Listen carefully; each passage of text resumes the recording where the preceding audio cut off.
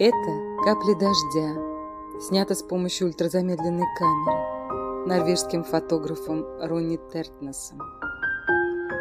Это потрясающе. Природа всегда танцует, даже в каждом своем микродвижении.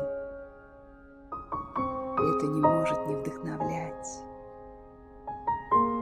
Наш мир – мир волшебства.